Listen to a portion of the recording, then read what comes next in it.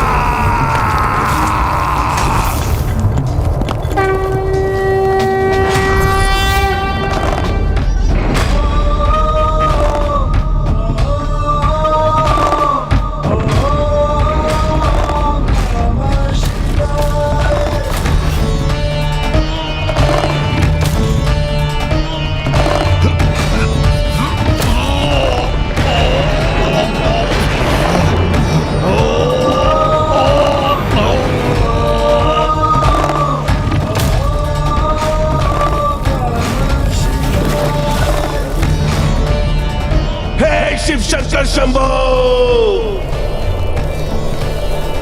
आप अपने महाभक्त के साथ ऐसा कैसे कर सकते हैं प्रभु? बहुत पीड़ा हो रही है, अपनी इस भक्त की पीड़ा को मुक्त कीजिए।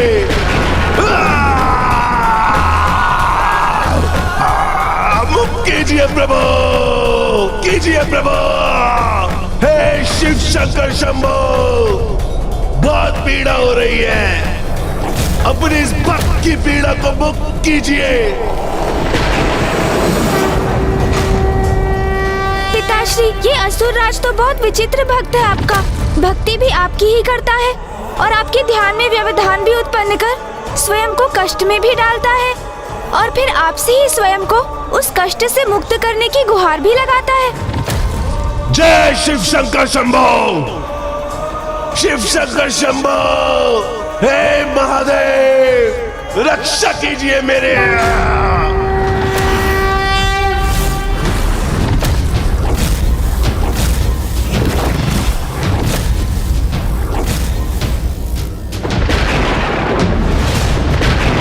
जटाटवी करज्ज्वलं प्रवाहपावितस्थले कलेवलं विलम्बितां भुजङ्गतुङ्गमालिकां डमड्डमड्डमड्डमन्निनादमड्डमर्भयं चकार चण्डताण्डवं करोतु नः शिवः शिवम्।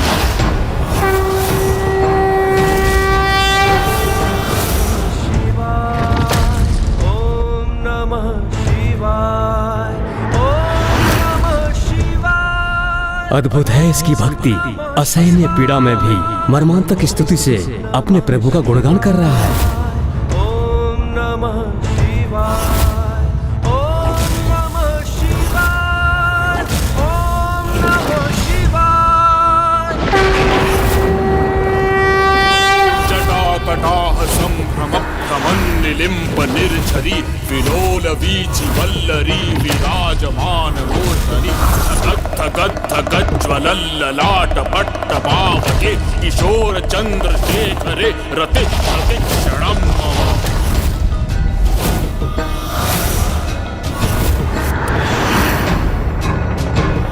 जटाकटाह संभ्रम प्रमन्निलिम्ब निर्झरी विलोल वीचि वल्लरी विराजमान मूर्धनि पुरद्दिगंत संतति प्रमोदमान मानसे कृपाकटाक्ष धोरणि निरुद्ध दुर्धरापदि क्वचित् दिगंबरे मनो विनोद मेतु वस्तुनि।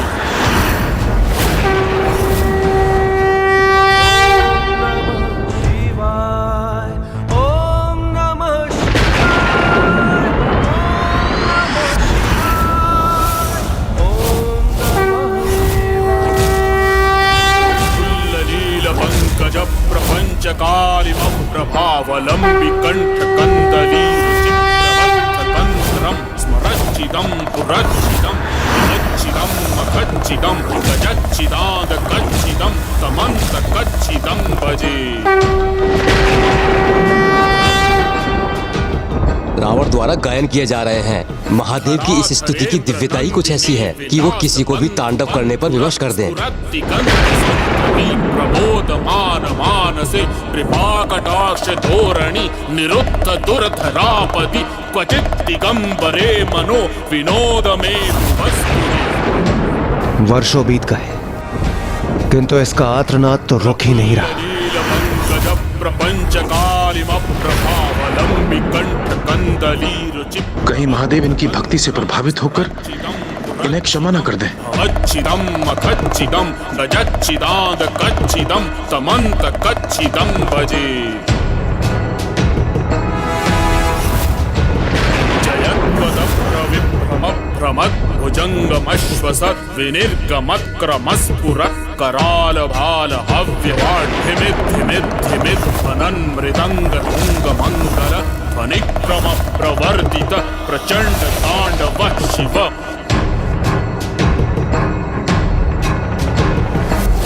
निलिम्ब निर्झरी निकुंज कोटरे वसन विमुक्त दुर्मति सदा मंजलिम वहन विलोल लोल लोचनोल लाम भाल लग्न कः शिवेति मंत्र मुच्चरण कदा सुखी भवाम्यहम्।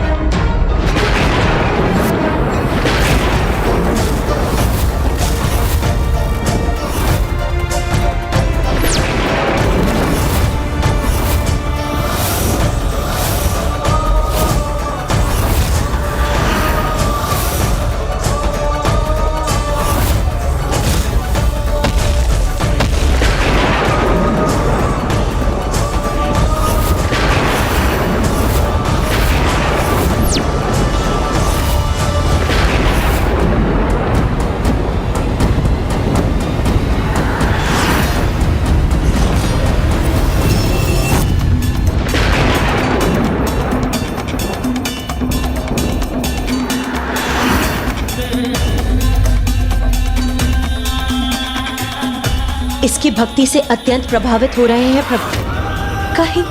कहीं वो उसकी मनोकामना पूर्ण करने हेतु इसे वरदान न प्रदान कर दे।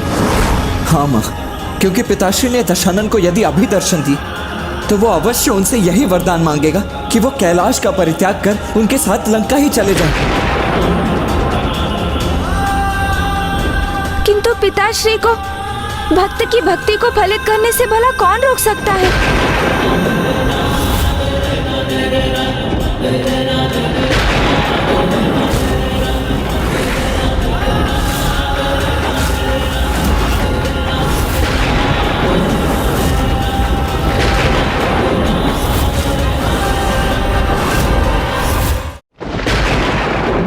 स्वामी, मैं आपकी चिंता का कारण समझता हूं प्रिय, कि कहीं दशानन मेरे दर्शन पाकर मुझे ही ना मांग ले।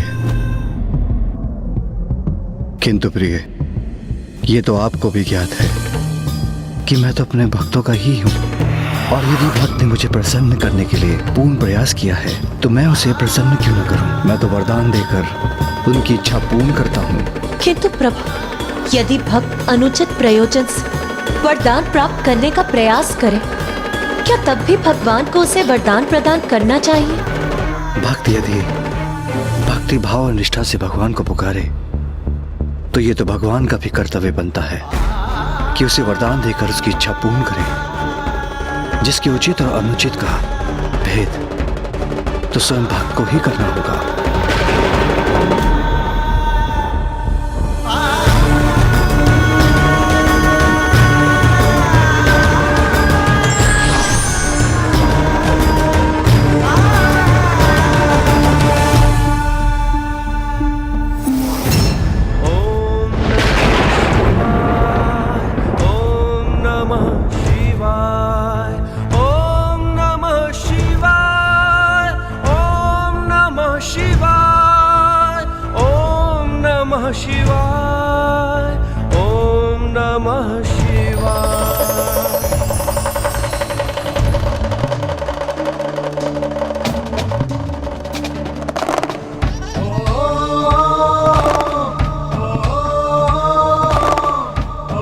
हे शिव शंकर शंभु, मेरे आराध्य अपने परम भक्त दशानन का प्रणाम स्वीकार कीजिए प्रभु।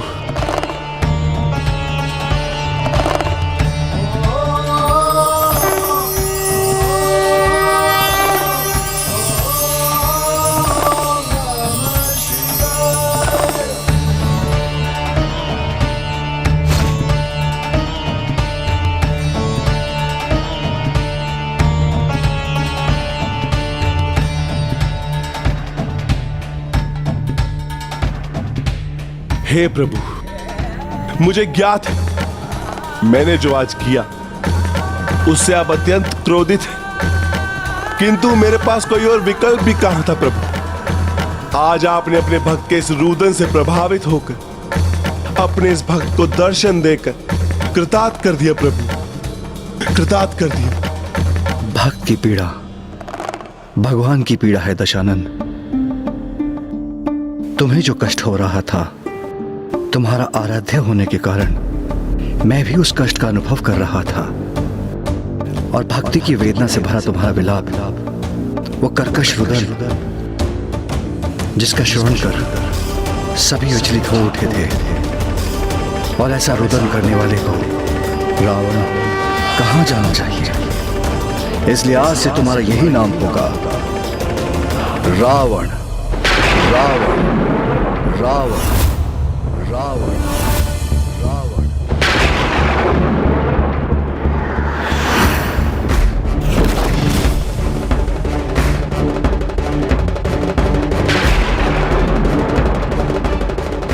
रावण रावण आज से समस्त संसार मुझे आपके दिए नाम से पुकारेगा। रावण, महाबली रावण, लंका नरेश रावण, शिव भक्त रावण।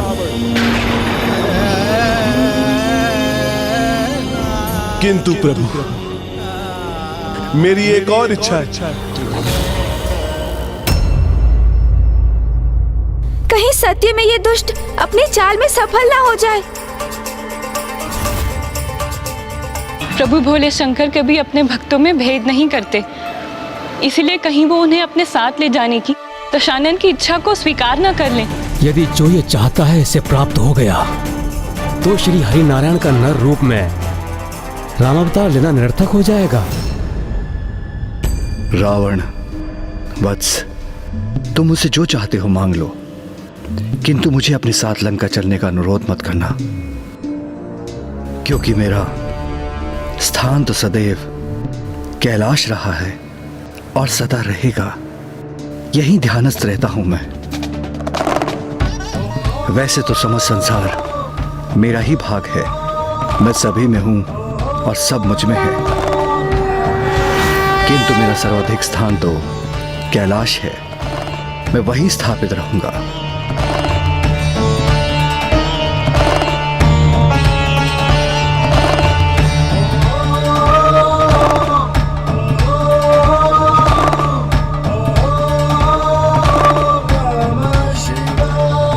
बस माता, इस बार मैं आपको कदापि निराश नहीं करूंगा।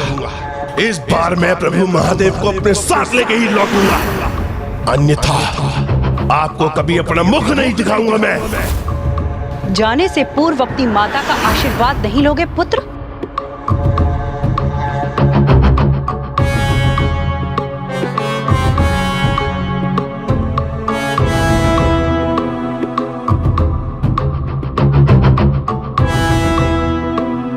जाओ, सफलता प्राप्त करो।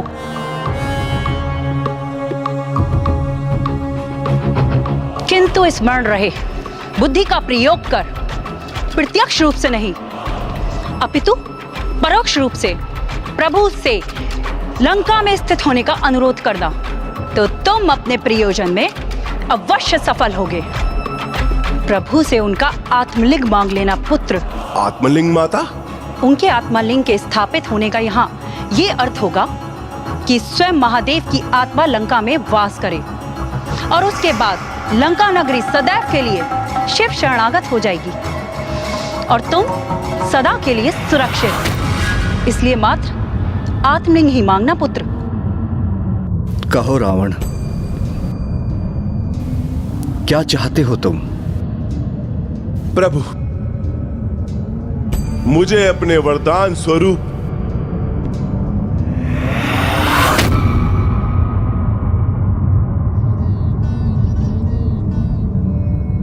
आपका आत्मलिंग चाहिए, आपका आत्मलिंग चाहिए, आपका आत्मलिंग चाहिए।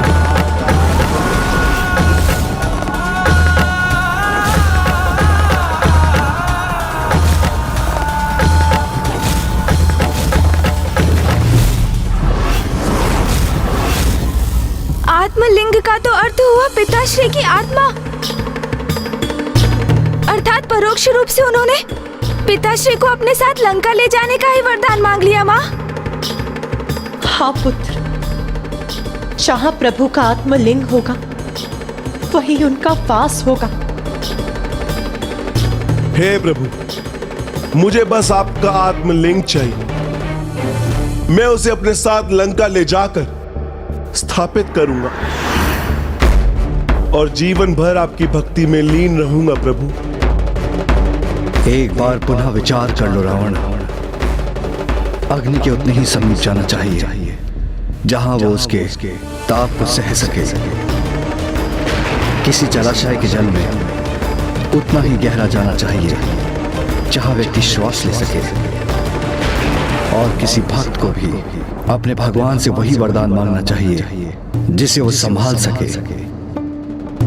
मैं तुम्हें एक और अवसर देता हूं, क्योंकि कदाचित तुम्हें मुझसे कुछ अन्य मांगना चाहिए।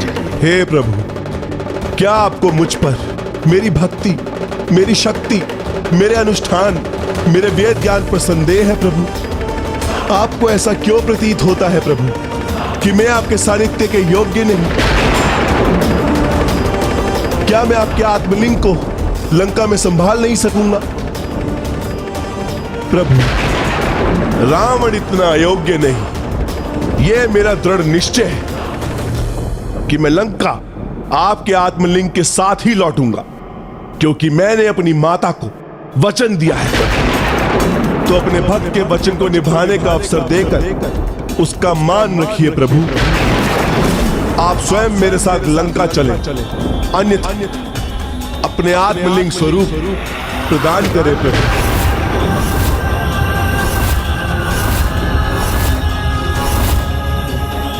हे प्रभु, मुझे आप अपना आत्मलिंग ले जाने की अनुमति दीजिए और आशीष दीजिए कि मैं जहां पे भी आपके आत्मलिंग को स्थापित करूं, वह सदा के लिए वहीं स्थापित हो जाए। क्या तुम्हें मुझसे यही चाहिए रावण?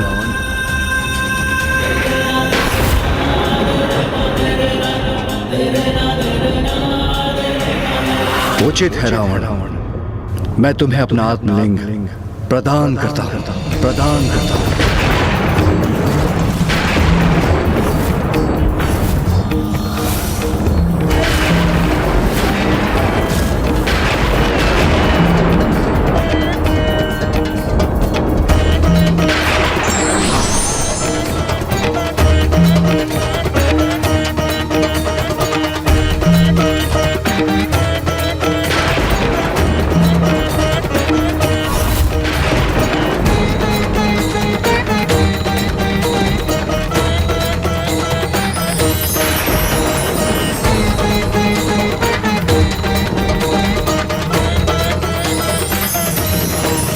ये क्या हुआ?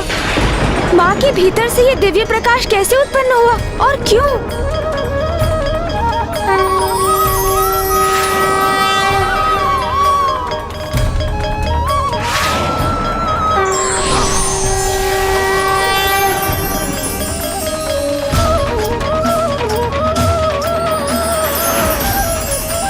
स्वामी, यदि आपकी आत्मा प्रस्थान करेगी तो मेरी आत्मा को भी आपका साथ देना, आपके साथ जाना ही होगा, क्योंकि जहां आप हैं वहीं मैं हूं स्वामी। क्योंकि हम दोनों तो एक दूसरे के पूरक, हम दोनों एक दूसरे से विलग कहां।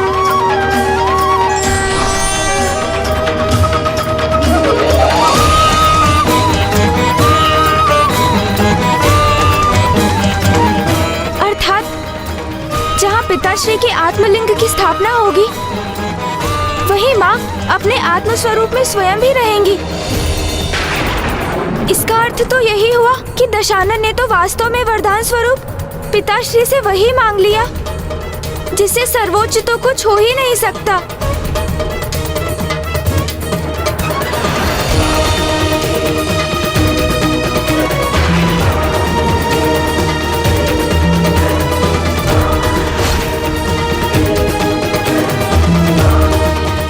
तुम मेरा आत्मलिंग अपने साथ अवश्य ले जा सकते हो रावण, किंतु स्मरण रखना आज सूर्यास्त से पूर्व तुम्हारी इच्छा के अनुसार जहां मेरा आत्मलिंग थल का स्पर्श करेगा वो सदा के लिए वही स्थापित हो जाएगा। प्रभु, एक बार आपका ये आत्मलिंग मेरे हाथ में स्थान ग्रहण कर ले तो फिर वो लंका में जाके ही उतरेंगे और फिर वहीं स्थापित होंगे, उससे पूर्व नहीं।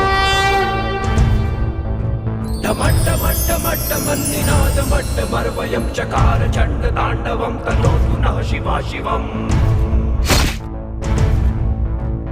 ओम नमः शिवाय, ओम नमः शिवाय, ओम नमः शिवाय, ओम नमः शिवाय, ओम नमः शिवाय, ओम नमः शिवाय।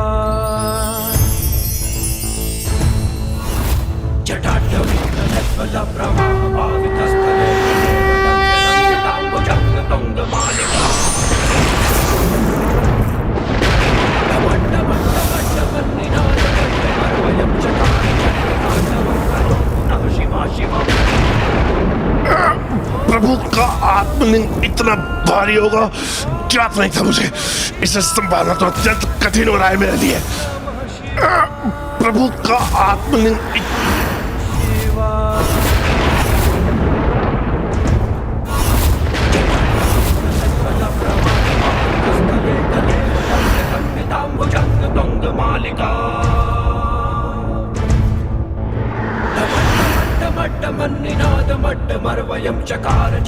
जहां मेरा आत्मलिंग थल का स्पर्श करेगा वो सदा के लिए वही स्थापित हो जाएगा। नमः शिवाय, ओम नमः शिवाय, ओम नमः शिवाय। इस असुर रावण के साथ यही होना चाहिए। अब पिताश्री प्रभु महादेव के आत्मलिंग यही कैलाश में ही उतरकर सदा के लिए यहीं स्थापित हो जाएंगे। ओम नमः शिवाय, ओम नमः शिवाय, ओम नमः शिवाय, ओम नमः शिवाय, ओम नमः शिवाय, ओम नमः शिवाय, ओम नमः शिवाय, ओम नमः शिवाय, ओम नमः शिवाय, ओम नमः शिवाय, ओम नमः शिवाय। जटाटवी कलशब्रह्मावितस्थले कलेवलम्ब्य लम्बिताम्बुजंग तुंगमालिका। प्रभु के आत्मलिंग का भूमि समर्पण तो लंका पहुंचने पर ही होगा। सावधान रहना दशानन, जो मैंने कहा उसे स्मरण रखना।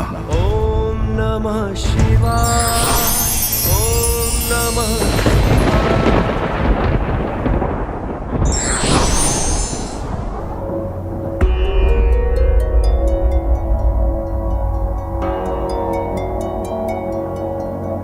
क्या हुआ पार्वती? प्रभु, आपने उसे अपना आत्मालिंग ही प्रदान कर दिया, ये ज्ञात होते हुए भी कि आपका आत्मालिंग आपकी आत्मा के ही स्वरूप है। वो मेरा भक्त था तो उसकी इच्छा कैसे पूर्ण न करता? किंतु स्वामी, वो आपका भक्त होने के साथ साथ एक असुर भी है। देव अथवा दानव दोनों हमारी ही संतानें हैं, किंतु अपनी संतान को इतनी स्वतंत्रता भी नहीं देनी चाहिए कि वो अनर्थ ही कर दे। निश्चिंत रहिए प्रिय, नियति के अनुसार जो भी होगा उचित ही होगा।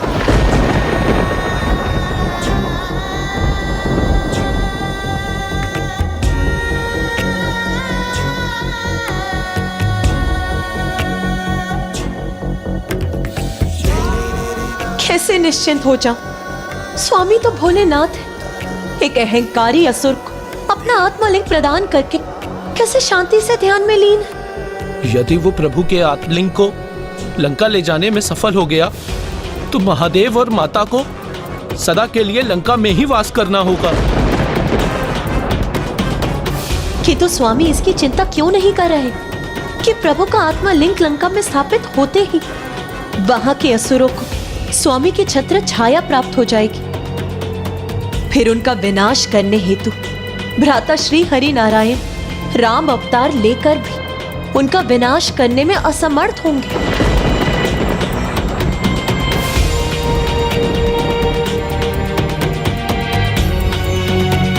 ओम नमः शिवाय, ओम नमः शिवाय, ओम नमः शिवाय, ओम नमः शिवाय, ओम नमः शिवाय, ओम नमः शिवाय, ओम नमः शिवाय, ओम नमः शिवाय, ओम नमः शिवाय। नहीं नहीं, मैं ऐसा कदापि नहीं होने दूंगी। उस दुष्ट को जाकर स्वयं रोकूंगी मैं, जिसने मेरे स्वामी, मेरे प्रभु जगत पिता महादेव के साथ छल किया। अनुचित प्रयोजन से भक्ति कर प्रभु के आत्मा लिंग ले जाने वाले को स्वयं रोकूंगी मैं।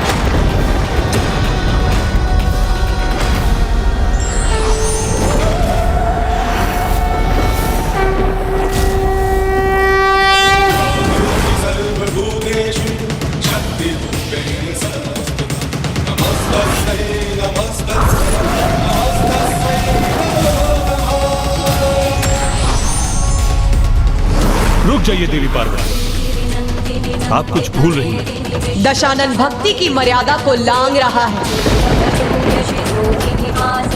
वो ये भूल गया है कि मैं उसका एक ही पल में सर्वनाश कर दूंगी। ये वो दुष्ट भूल रहा है। किंतु आप भूल रही हैं कि स्वयं महादेव उसके साथ हैं। उसे महादेव के आत्मलिंग का सानिध्य प्राप्त है।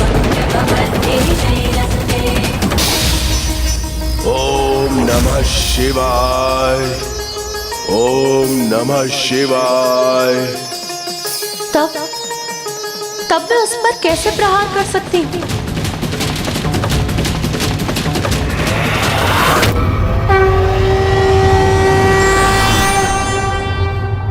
किसी न किसी को तो इस दुष्ट को रोकना ही होगा, अन्यथा ये प्रभु की छत्र छाया प्राप्त कर ज्ञात नहीं कितना शक्तिशाली हो जाएगा। यदि मैं चाहता तो अपने सुदर्शन चक्र से उसका अंत कर सकता था, किंतु जब मैं महादेव के आत्मलिंग को उसके साथ देखूंगा तो उस पर प्रहार किस प्रकार कर पाऊंगा।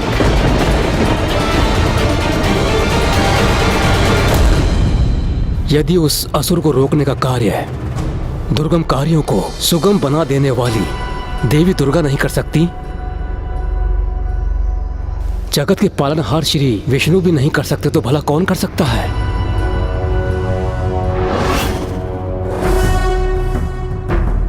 यदि उसे रोकने का कोई उपाय हमने शीघ्र नहीं ढूंढा तो विलंब हो जाएगा।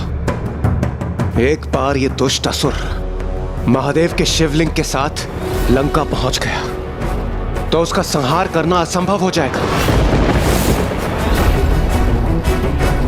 कुमार कार्तिकेय, आप देव सेनापति हैं और शिव पुत्र भी हैं, इसलिए आप असुर राज रावण को रोकने में सक्षम हैं। देवराज, ऐसे शुभ कार्यों के लिए तो सदैव तत्पर रहता हूं मैं, किंतु आज मैं स्वयं को इसमें असमर्थ पा रहा हूं। दशानन रावण अत्यंत शक्तिशाली एवं युद्ध कला में अत्यंत निपुण असुर है, और अब तो उसके पास पिताश्री का आत्मलिंग भी है। इसीलिए ऐसी अवस्था में उस पर आक्रमण करना सर्वथा अनुचित होगा। किंतु फिर भी यदि मैं उससे युद्ध करूं, जिसके परिणाम स्वरूप उसके हाथों में स्थित पिताश्री का आत्मलिंग डोल जाए, तो संपूर्ण सृष्टि ही डोल जाएगी। इसीलिए इस विकट समस्या का समाधान हमें शक्ति से नहीं अपितु युक्ति से करना होगा, और जो शक्ति और युक्ति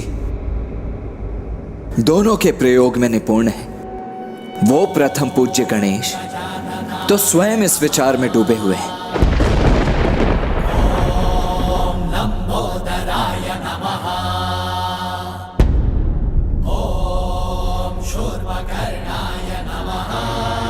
ओम नमः शिवाय, ओम नमः शिवाय, ओम नमः शिवाय।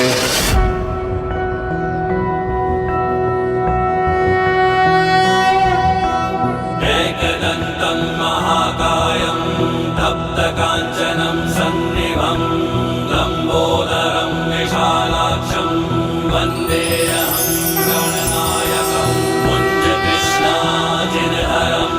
नागयज्ञोपवीतिनं बालेन्दुकलिकामौलिं वन्देऽहं गणनायकम्।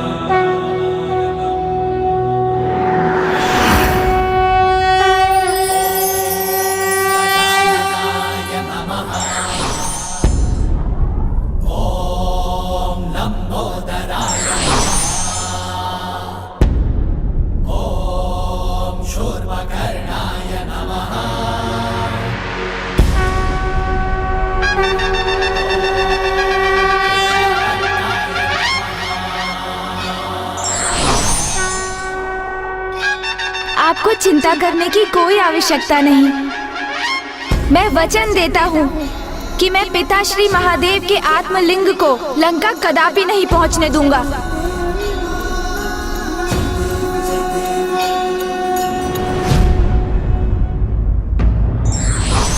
आपको चिंता करने की कोई आवश्यकता नहीं। मैं वचन देता हूँ कि मैं पिता श्री महादेव के आत्मलिंग को लंका कदापि नहीं पहुँचने दूंगा। वैसे भी दशानन रावण ने लंका की अपनी यात्रा का आरंभ विघ्नहर्ता गणेश जी का नाम लिए बिना ही किया।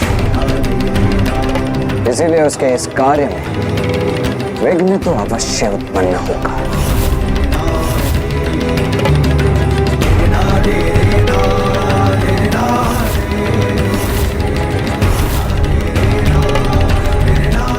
ओम नमः शिवाय, ओम नमः शिवाय, ओम नमः शिवाय, ओम नमः शिवाय, ओम नमः शिवाय।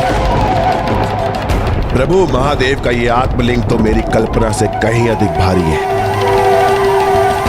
उड़ान भरो पुष्पक विमान, उड़ान भरो।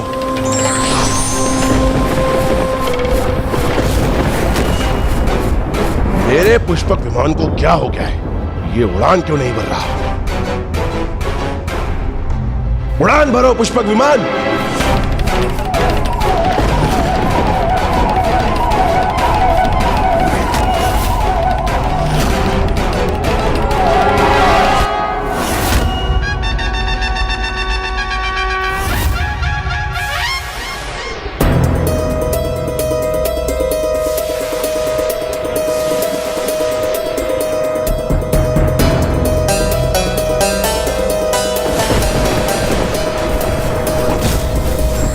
कदाचित इतनी शक्ति नहीं है इस पुष्पक विमान में कि प्रभु के आत्मलिंग के साथ उड़ान भर सके, किंतु दशानन रावण हूं मैं तो अपने पांवों पर चलकर ही संध्या होने से पूर्व प्रभु के आत्मलिंग को लंका ले जाने में सर्वसमर्थ हूं।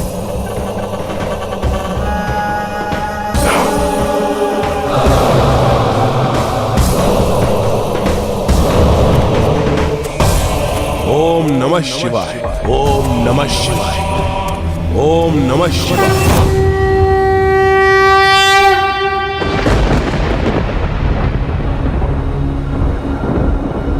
आयुष्मान भव पुत्र।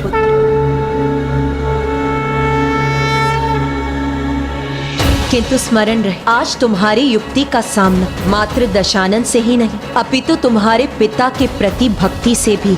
तुम्हें सृष्टि को भी बचाना है तो अपने पिता के दिए वचन का भी ध्यान रखना होगा। किसी भी स्थिति में तुमसे कोई त्रुटि नहीं होनी चाहिए।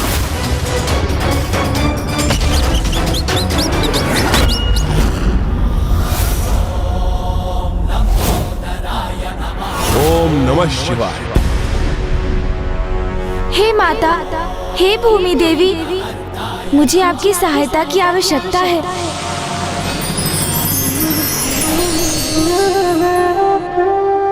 प्रणाम माता। माता, उस दुष्ट असुर राक्षस राज रावण को रोकने के लिए मुझे उनके मार्ग में अनेकों बाधाएं उत्पन्न करनी होंगी माँ, किंतु उसके लिए मैं धरती को कोई क्षति नहीं पहुँचाना चाहता। तो क्यों ना आप ही उनके मार्ग में अनेकों बाधाएं उत्पन्न कर दें, जिससे वो प्रभु महादेव को उनके आत्मलिंग स्वरूप में अपने साथ लंका ले जाने में असमर्थ हो जाए। माता, आप प्रथम पूज्य है श्री गणेश जी। आपके तो किसी भी कार्य में सहायक बनकर मैं कृतार्थ हो जाऊंगी। आप निश्चिंत रहें, मैं आपके आदेश अनुसार इस असुर के मार्ग में अनेकों विघ्न उत्पन्न करूंगी। हे दुष्टों के लिए विघ्नकर्ता गणेश, आपको कोटि कोटि धन्यवाद माता। कोटि कोटि धन्यवाद।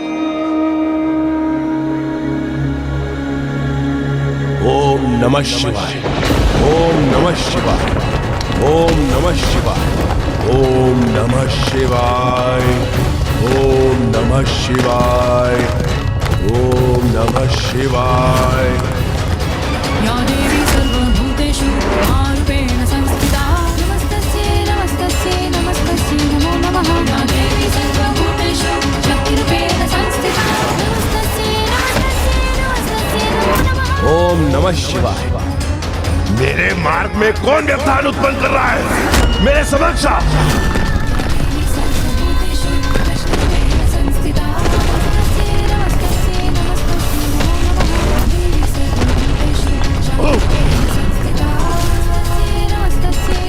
कितना अच्छा होता यदि उनके समक्ष ऊंची प्राचीर समान आकृति उनके मार्ग में बाधा उत्पन्न करती।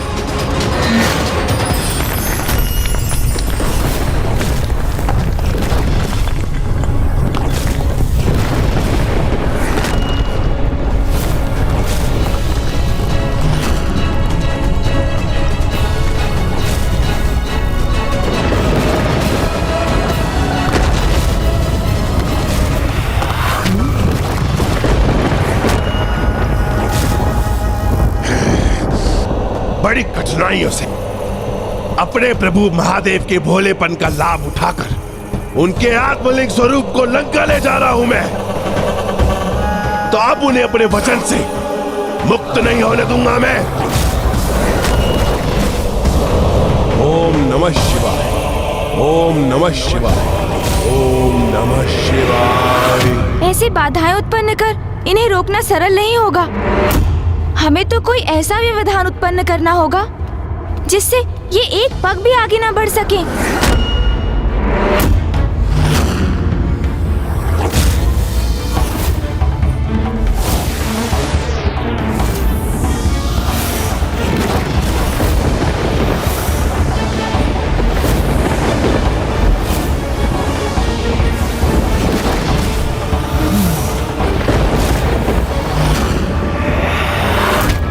मैं भी इस मिट्टी के फसाव में धंसता जा रहा हूं। मुझे ही अपने बचाव का कोई उपाय करना होगा। शिव शंकर शंभो, शिव शंकर शंभो, जय शिव शंकर शंभो।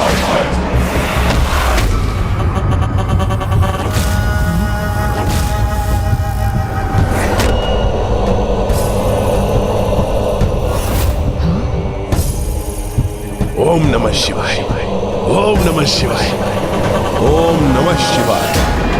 तुम जो भी हो, आज मुझे नहीं रोक सकते। मेरे प्रभु का आत्मलिंग मेरे पास है, जो मैं लंका ले जाके ही रहूंगा। ओम नमः शिवाय।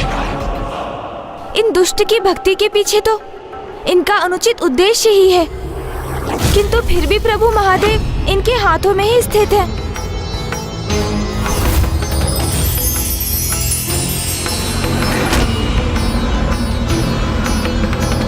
रुक जाइए माता, उनके मार्ग में और बाधाएं मत उत्पन्न कीजिए। वो तो प्रभु के आत्मलिंग स्वरूप को अपने साथ ले जा रहे हैं, इसलिए हम उनके मार्ग में जितनी भी बाधाएं उत्पन्न करें, उन्हें रोकने में तो हम असमर्थ ही रहेंगे ना माता। माता, हमें शक्ति से नहीं, युक्ति से कार्य लेना होगा। इसलिए अब मैं स्वयं जाकर उन दशानन रावण को रोकूंगा।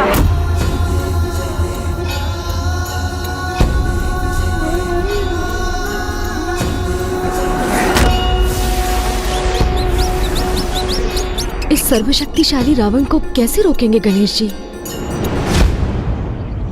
ओम नमः शिवाय। ओम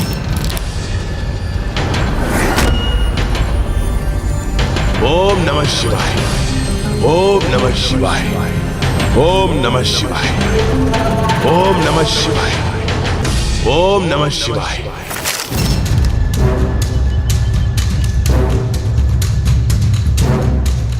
यहां तो कोई भी नहीं, फिर ये ध्वनि कहां से आ रही है? ओम नमः शिवाय। ओम नमः शिवाय। ओम नमः शिवाय। ओम नमः शिवाय। ओम नमः शिवाय। ओम नमः शिवाय। ओम नमः शिवाय।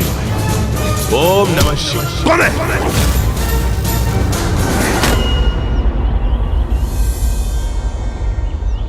यात्रा लंबी है, इसलिए सर्वप्रथम मुझे यह सुनिश्चित करना होगा कि कोई मेरे मार्ग में बाधा उत्पन्न न करे।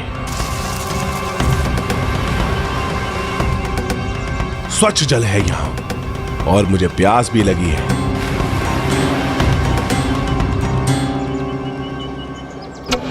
किंतु अभी भूख प्यास कुछ नहीं। सर्वप्रथम मुझे संध्या होने से पूर्व ही लंका पहुंचकर प्रभु के आत्मलिंग की स्थापना सुनिश्चित करना होगा। फिर ही रुकूंगा अथवा विश्राम करूंगा। ओम नमः शिवाय। ओम नमः शिवाय। ओम नमः शिवाय। ओम नमः शिवाय। ओम नमः शिवाय। ओम नमः शिवाय। कोई शत्रु है मेरे पीछे, अवश्य वही है जो मेरे मार्ग में बाधाएं उत्पन्न कर रहा है।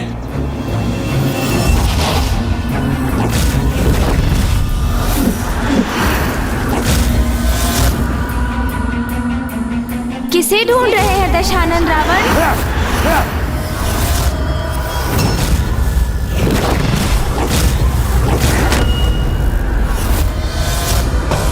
तो तुम थे जो मेरे लिए कठिनाई उत्पन्न कर रहे थे।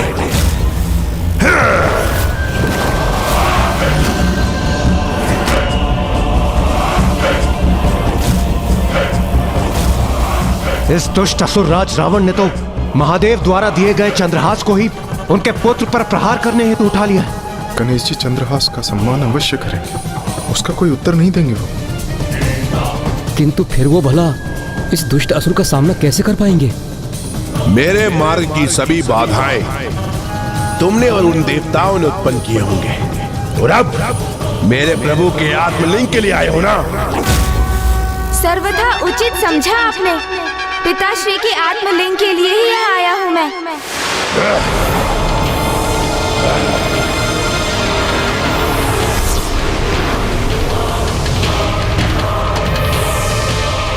सावधान शिवनंदन, यदि आपने मेरे प्रभु के आत्मलिंग की ओर एक पद भी बढ़ाया तो मैं भूल जाऊंगा कि आप मेरे आराध्य शिवनंदन। अब यहां शांति स्थापित रहेगी अथवा युद्ध होगा, उसके उत्तरदायित्व आप होंगे। हे परम शिव भक्त लंकेश, आप अचानक तनावग्रस्त होकर इतनी आक्रामक मुद्रा में क्यों आ गए? मैंने ये अवश्य कहा था कि मैं यहाँ प्रभु के आत्मलिंग के लिए ही आया हूँ, किंतु मात्र उनके दर्शन के लिए। उन्हें आपसे प्राप्त कर यहाँ से कहीं ले जाने के लिए नहीं दशानन। वैसे भी जब स्वयं पिताश्री प्रभु महादेव ने आपको अपना आत्मलिंग प्रदान किया है, तो फिर उन्हें आपसे कौन ले सकता है भला? तो फिर आपने मेरे मार्ग में इतनी बाधाएं और संकट क्यों उत्पन्न किए? नहीं नहीं लंकेश, मेरा विश्वास कीजिए, मैंने तो आपके मार्ग से एक तिनका भी नहीं हटाया है। आप स्वयं ही विचार कीजिए, यदि मैं आपसे प्रभु के आत्मलिंग को छीनने का प्रयास करने आता तो ऐसे निशस्त्र होकर तो कदापि नहीं आता ना। फिर तो मेरे पास अवश्य ही आपके समान हाथों में कोई शक्तिशाली अस्त्र होता ना। चतुर चतुर चतुर चतुर ज्ञानी, और आप जैसे महाज्ञानी की दृष्टि से ये सत्य भला कैसे छिपा रह सकता है? ये तो आप ज्ञात कर ही चुके होंगे। हाँ हाँ अवश्य, मेरी कुशाग्र बुद्धि सब ज्ञात कर लेती है। आप यहाँ प्रभु के आत्मलिंग की प्राप्ति के लिए नहीं आए हैं। इसका आभास होते हुए भी मैं अपनी सावधानी का परिचय दे रहा था, क्योंकि ये तुच्छ देवता सदैव मेरे कार्य में बाधा उत्पन्न करते हैं।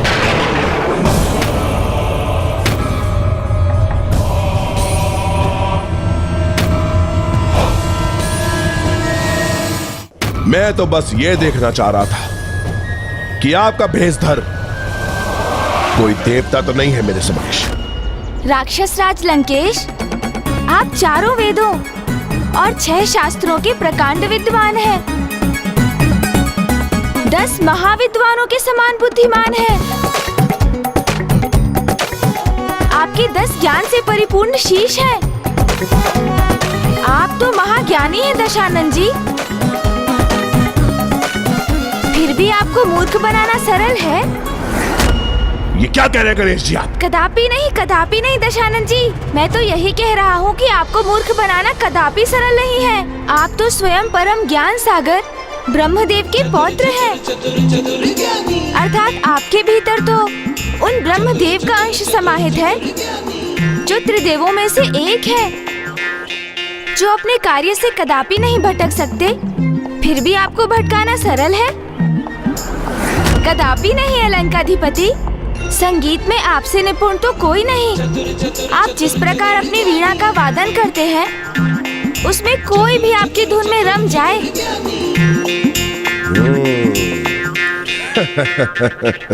किंतु फिर भी आपको अपनी धुन पर नृत्य कराना सरल है। कदापि नहीं। उचित कह रहा हूं ना गणेश जी? आप यही कहना चाह रहे थे ना? हाँ लंकेश, सर्वथा उचित कहा आपने। आपको आपकी धुन पर नृत्य कदापि नहीं कोई नहीं करवा सकता, क्योंकि आप तो वो हैं जिनकी धुन का श्रवण कर संपूर्ण कैलाश थिरक उठा था।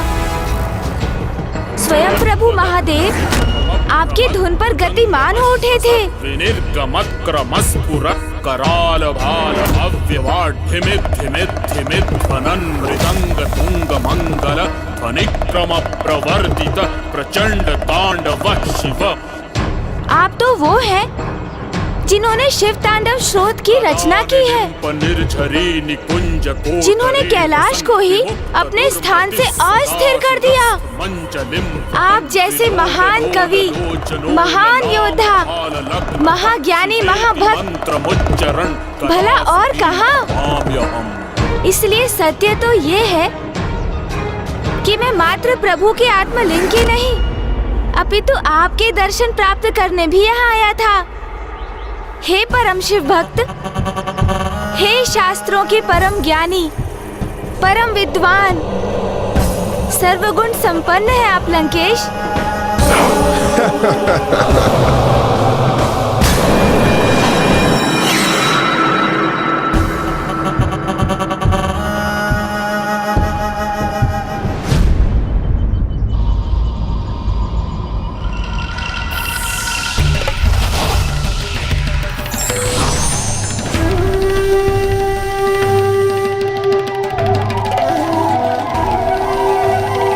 अगर आपने मेरे दर्शन कर लिया हूं तो मैं आगे बढ़ूं, क्योंकि मेरे पास व्यर्थ समय नहीं है गंवाने के लिए।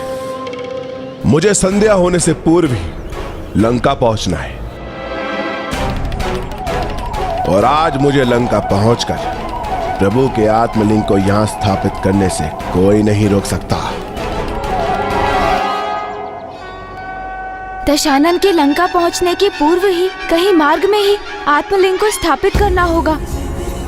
भले ही इसके लिए मुझे इन राक्षस राज लंकेश के साथ साथ संपूर्ण मार्ग ही पार क्यों ना करना पड़े। ओम नमः शिवाय, ओम नमः शिवाय, ओम नमः शिवाय, ओम नमः शिवाय। हे परम शिव भक्त लंकेश, मेरा मन अभी भी आपके दर्शन से भरा नहीं। मैं तो अभी आपके व्यक्तित्व की पूर्ण आभा में कुछ और समय आपके दर्शन करना चाहता हूँ। इसलिए यदि आपको आपत्ति ना हो तो आप मुझे कुछ समय अपने साथ चलने की अनुमति दीजिए। उचित है, उचित है, किंतु कुछ ही समय के लिए। वैसे भी किसी महाज्ञानी का साथ प्राप्त करने से कोई ना कोई उत्तम सीख मिल ही जाती है।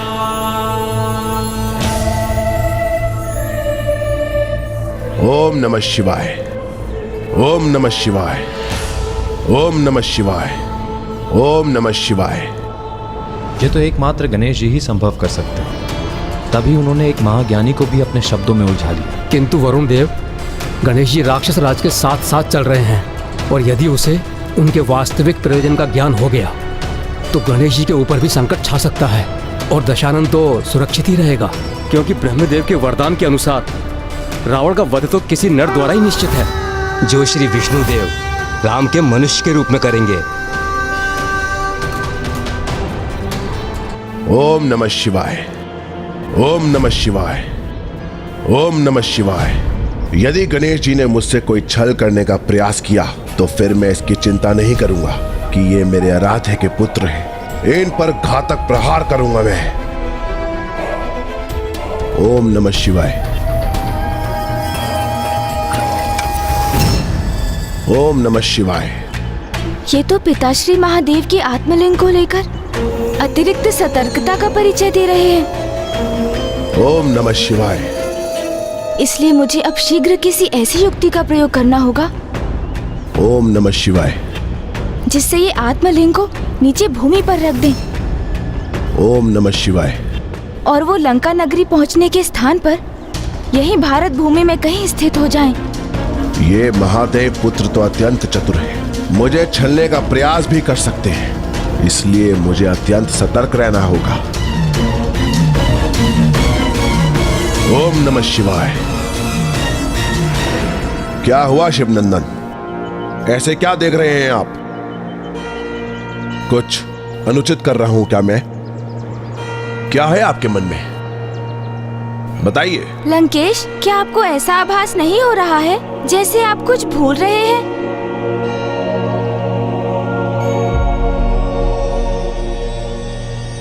एक बार को तो सूर्य देव भी भोर में प्रकट होकर अपनी रोशनी देना भूल सकते हैं, किंतु मैं दशानन कुछ नहीं भूलता।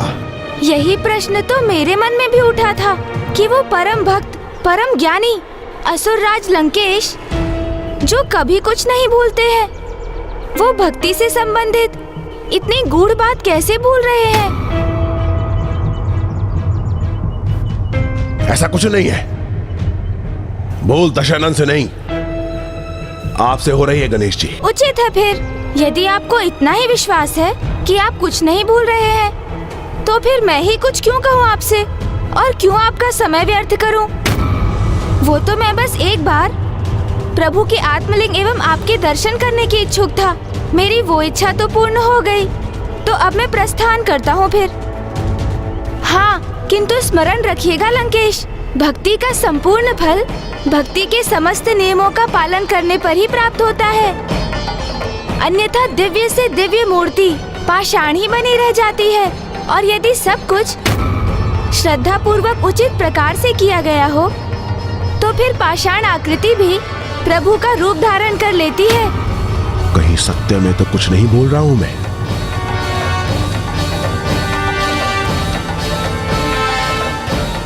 ज्ञान के देवता हैं गणेश जी, शिव पुत्र हैं, वो असत्य तो नहीं कहेंगे, तो संभव है कदाचित मैं ही कुछ बोल रहा हूं। शिवनंदन, गणेश जी रुकिए।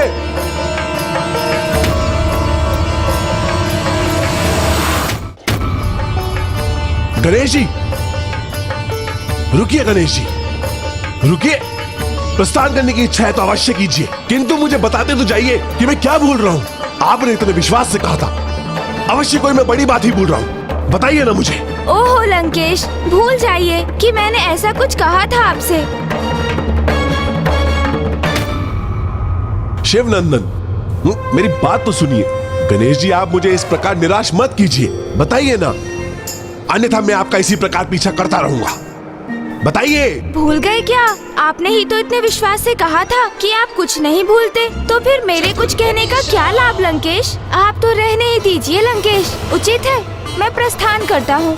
ज्ञात नहीं गणेश जी के मन में क्या योजना है, किंतु जो भी है वो अत्यंत सुदृढ़ है। कृपया करके आप मुझे बता दीजिए पार्वती नंदन कि मैं क्या भूल रहा हूँ। ओहो, यदि आप सत्य में ज्ञात करना ही चाहते हैं लंकेश, तो उचित है। सुनिए, जब भी अपने किसी आराध्य के श्री विग्रह को अथवा उनके चिन्ह, उनके प्रतीक को एक स्थान से दूसरे स्थान ले जाया जाता है, तो उनकी लीला का गान अथवा उनकी कथा सुनाना आवश्यक होता है लंकेश। तो प्रभु शिव की कुछ गाथाएं तो आपको भी ज्ञात होंगी ना? आप भूल रहे हैं गणेश जी, मैं दशानन परम शिव भक्त हूँ। मुझे अपने प्रभु के समस्त 19 अवतारों की कथा ज्ञात है। ओह अच्छा, प्रभु की समस्त कथाएं ज्ञात है आपको लंकेश? हाँ, मैं प्रभु का परम भक्त ऐसे नहीं कहलाता हूँ। तो फिर जब भगवान के श्री विग्रह की झांकी का आयोजन करने वाले ऋषि मुनि भी उनकी कथा सुनाने जाते हैं, तो आप तो स्वयं प्रभु शिव जी के आत्मलिंग को लिए जा रहे हैं, तो फिर आप उनकी कथा सुनाना कैसे भूल सकते हैं लंकेश? मैं ये कदापि नहीं बोला गणेश जी। मैं तो उस श्रोता को ढूंढ रहा था जिन्हें मैं शिव कथा सुना सकूं, किंतु अब वो मुझे मिल गए हैं जिन्हें वो मैं कथा सुना सकता हूँ। कौन मिल गया आपको लंकेश? किसे सुनाएंगे प्रभु की कथाएं आप पार्वती नंदन, आप आ गए ना मेरे समक्ष। अब ये कथा मैं आपको सुनाऊंगा। अंततः मैं इनके साथ कुछ और समय रहने का उपाय तो ढूंढ सका। अब मार्ग के मध्य में उचित समय पर लंकेश को विवश कर दूंगा कि वो प्रभु के आत्मलिंग को भूमि पर रख दे और प्रभु महादेव सागर पार लंका ना जाकर यहीं भारत भूमि में स्थापित हो जाए। और पिताश्री के जिन 19 अवतारों का उल्लेख भैया ने किया था, मुझे उनकी कथा का श्रवण करने का सौभाग्य भी प्राप्त हो जाएगा। किंतु अभी तो ये मेरी यात्रा का प्रथम चरण ही है। अब मुझे अगले चरण पर पहुंचने का भी कोई उपाय सोचना होगा। तो अब मैं इसके भय को ही अपना शस्त्र बना लेता हूँ। किस सोच विचार में डूब गए आप शिव सूत गजानन? क्या आप प्रभु के 19 अवतारों की कथा सुनने के लिए तैयार हैं? दुर्भाग्यवश मैं इस कथा का श्रवण नहीं कर सकता लंकेश। क्यों गणेश जी, क्या आपको इन कथाओं के श्रवण में कोई भी रुचि नहीं? रुचि तो है असुरराज लंकेश, किंतु कथा का श्रवण करने पर कुछ दक्षिणा प्रदान करनी होती है और मेरे पास तो दक्षिणा देने के लिए कुछ भी नहीं।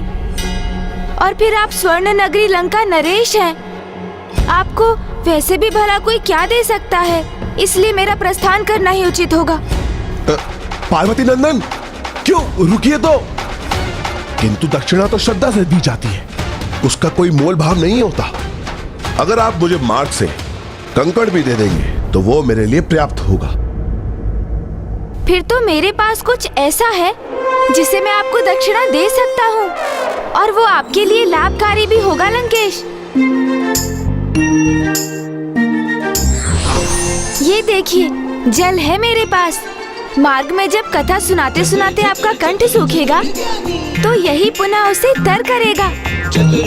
मुझे वचन दीजिए दशानन, मैं जब भी आपको दक्षिणा स्वरूप कलश प्रदान करूं, आप उसमें से कुछ जल अवश्य ग्रहण करेंगे।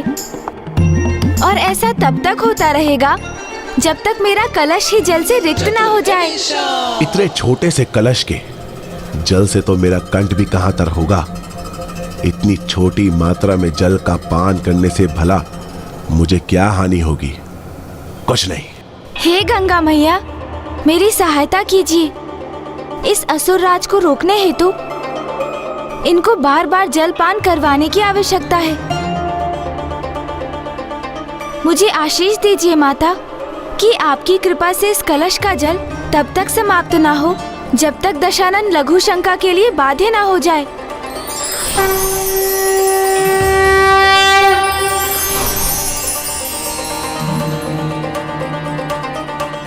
मैं वचन देता हूं, कथा के मध्य जब भी आप मुझे दक्षिणा स्वरूप ये जल देंगे, मैं उसे अस्वीकार नहीं करूंगा। प्रतीत होता है गणेश जी ने एक अत्यंत उत्तम योजना गढ़ी है। जो भी है, मैं तो आशा करता हूं कि गणेश जी अपनी युक्ति से इस चतुर असुर राज रावण को परास्त करने में सफल हो जाएं। अब आप अविलंब शिव कथा आरंभ कीजिए लंकेश, और इस अवधि के लिए यदि आप चाहें तो मैं आत्मलिंग को अपने हाथों में ले सकता हूँ। नहीं, मुझे कोई समस्या नहीं। ये आत्मलिंग मेरे हाथ में ही उचित है। तो लीजिए, थोड़ा जल ग्रहण कर लीजिए ना। शिव कथा आरंभ करने के पूर्व अपने कंठ को तो तर कर लीजिए।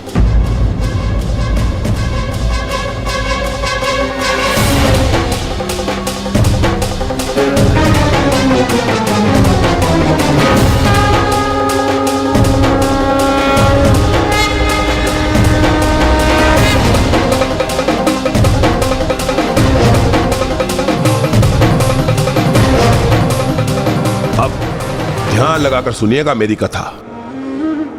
ओम नमः शिवाय, ओम नमः शिवाय, ओम नमः शिवाय। ये तो तुम्हें ज्ञात ही होगा, सर्वप्रथम माता ने 10 महाविद्या रूप धारण कर धीरे धीरे संसार की रचना की।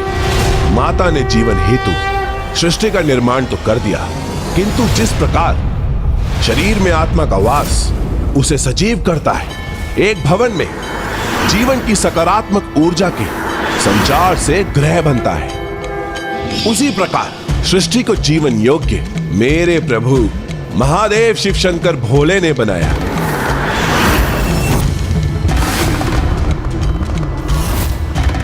मानव जीवन उद्धार के लिए प्रभु ने 19 अवतार लिए और उनके हर एक अवतार ने मानवता को जीने के लिए एक सिद्धांत दिया, और इन 19 अवतारों से मानवता को 19 सिद्धांत प्राप्त हुए, जिसका पालन कर मनुष्य इहम अर्थात यहाँ, परम अर्थात यहाँ के बाद जब उनकी आत्मा का परमात्मा से मिलने हेतु प्रस्थान हो चुका, दोनों ही अवस्था में आनंद का अनुभव कर सकता है। और इस सब का आरंभ हुआ प्रभु के प्रथम अवतार पिपलाद से, पिपलाद से, पिपलाद से।